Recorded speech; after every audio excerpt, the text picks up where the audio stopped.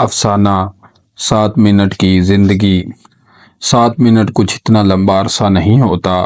ہاں، محض 7 منٹ کہ جسے ایک سگریٹ پھونکنے یا بے مقصد گفتگو کرنے میں بھی گزارا جا سکتا ہے۔ اتنے قلیل وقت میں کوئی کیا کر سکتا ہے، خاص کر وہ انسان کہ جس نے 7 منٹ بعد مرنا ہو۔ آج اگر ٹرین پورے 12:30 پر آ جاتی تو اب تک شمیم بی بی کا کام تمام ہو چکا ہوتا، لیکن ٹرین لیٹ تھی، پورے 7 منٹ لیٹ، اور یہی کل ملا کر شمیم بی بی کی باقی زندگی تھی، جس میں اسے وہ باتیں یاد آ رہی تھیں جنہیں وہ اسٹیشن آنے سے پہلے ہزاروں مرتبہ سوچ چکی تھی۔ لیکن پھر ایک مرتی ہوئی عورت آخری 7 منٹوں میں اور کیا سوچ سکتی ہے؟ 12:31 یہ جولائی کی ایک تپتی ہوئی دوپہر ہے، اور اس وقت اسٹیشن پر 15-20 مسافر گاڑی کا انتظار کر رہے ہیں۔ اسٹیشن ماسٹر شبیر حسین یونیفارم پہنے دائیں جانب بار بار گاڑی کی راہ دیکھتا ہے۔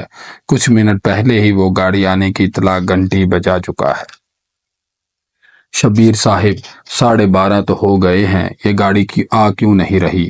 ایک مسافر نے اسٹیشن ماسٹر سے پوچھا۔ آج کل گاڑی آہستہ آہستہ چلتی ہے، زیادہ سپیڈ سے بوگیاں پٹڑی سے اتر جاتی ہیں، شبیر صاحب نے جواب دیا۔ بس جی، پٹڑیاں ختم ہو چکی ہیں، وہی انگریزوں کے زمانے کی پٹڑیاں آخر کب تک چلیں؟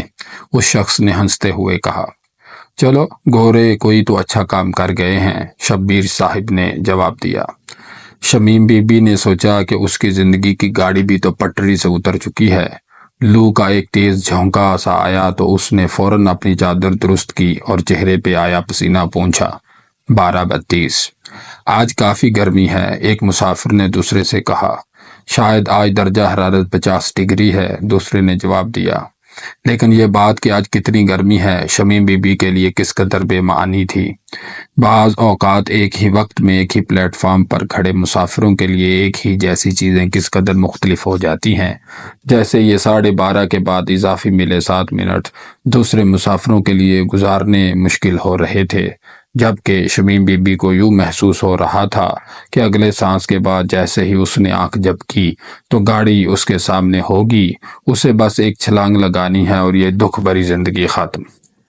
اس کا جسم کانپ رہا تھا، چہرہ پسینے سے اتنا تر تھا کہ آنکھ سے بہتے آنسو اور پسینے کے قطروں میں فرق کرنا ممکن نہیں تھا۔ 12:33 ہو چکے ہیں، بیٹا جاؤ مسافر خانے جا کر بہن کو کہو پلیٹ فارم پر آ جائے، گاڑی بس آنے ہی والی ہے، ایک بزرگ نے ساتھ کھڑے نوجوان سے کہا۔ شمیم بی بی خیالوں کے بھنور میں بری طرح ہچکولے کھا رہی تھی، اور ارد گرد کھڑے مسافروں کی کوئی بات اسے سمجھ نہیں آ رہی تھی۔ اسے یہ بھی معلوم نہیں تھا کہ اس کے پاؤں میں موجود ایک جوتا پھٹا ہوا ہے۔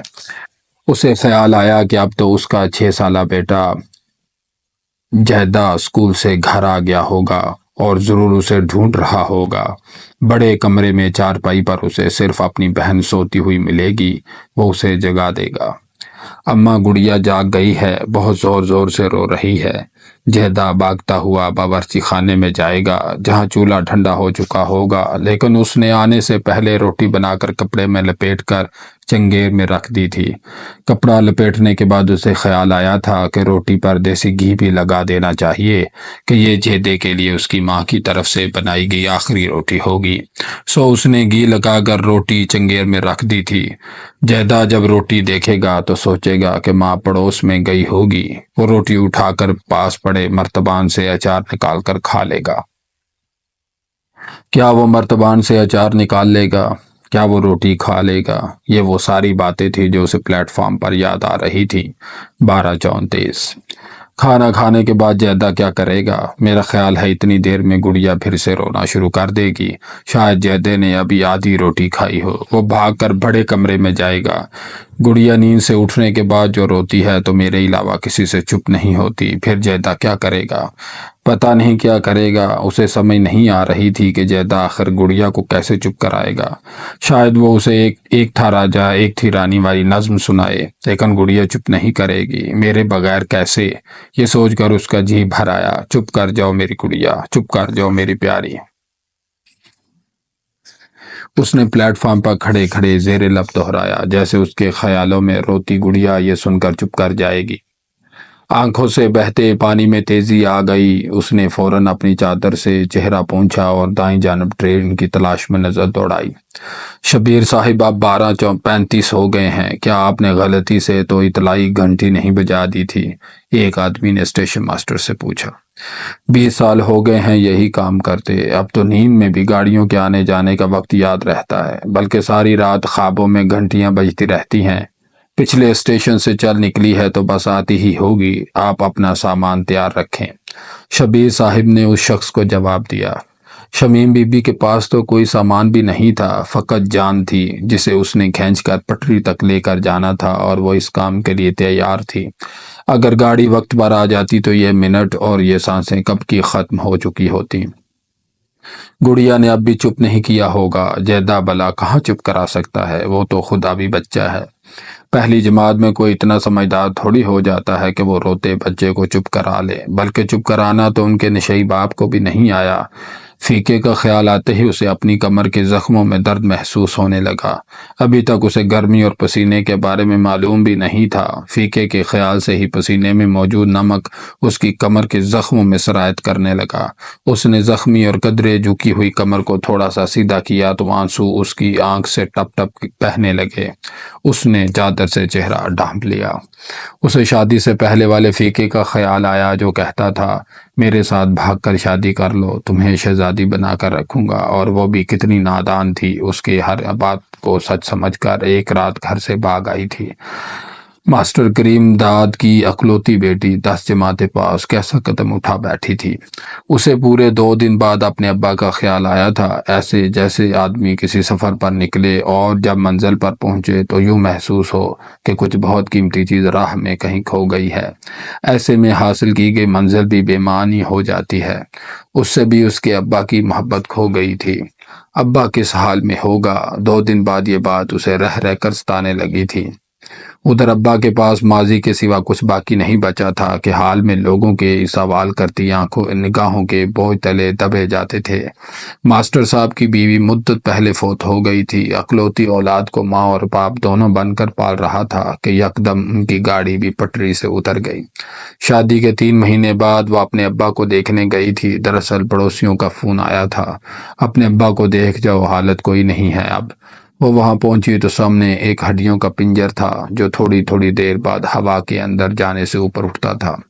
3 مہینے کوئی لمبا عرصہ نہیں ہوتا، لیکن آدمی کو دکھ کی دیمک لگ جائے تو 3 مہینے بہت ہوتے ہیں۔ بہت سے دکھوں میں شمیم بی بی کو یہ بھی ملال تھا کہ آخری وقت ابا اسے پہچان نہیں پائے تھے، حالانکہ اس نے رو رو کر بتایا تھا کہ وہ شمیم ہے، ان کی اکلوتی بیٹی، وہی لاڈلی بیٹیا کہ جس کی وہ ہر فرمائش پوری کرتے اور بچپن میں ہر روز نئی کہانی سناتے۔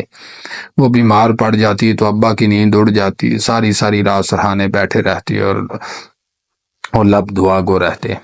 معلوم نہیں وہ بوڑھی آنکھیں آخری سمے کیا دیکھ رہی تھیں اور کسے خبر کہ ان میں اس وقت کچھ دکھائی بھی دے رہا تھا یا نہیں۔ لیکن شمیم بی بی کو آج تک اس اسٹیشن پر کھڑا ہونے کے 12:36 تک یہ یقین تھا کہ ان آنکھوں میں شمیم بی بی کا عکس مٹ چکا تھا اور فیقے کی محبت تو اس کے گھر قدم رکھتے ہی ختم ہو گئی تھی۔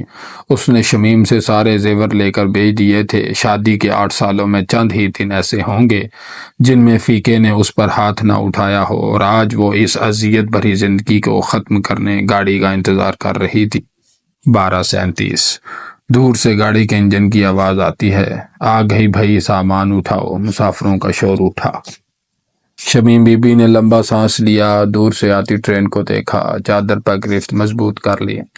جیدہ کہہ رہا ہوگا، ایک تھا راجا ایک تھی رانی، لیکن گڑیا رو رہی ہوگی۔ فیقہ ساری عمر نشہ کرتا رہے گا، زندگی کا اذیت بھرا کھیل ہے۔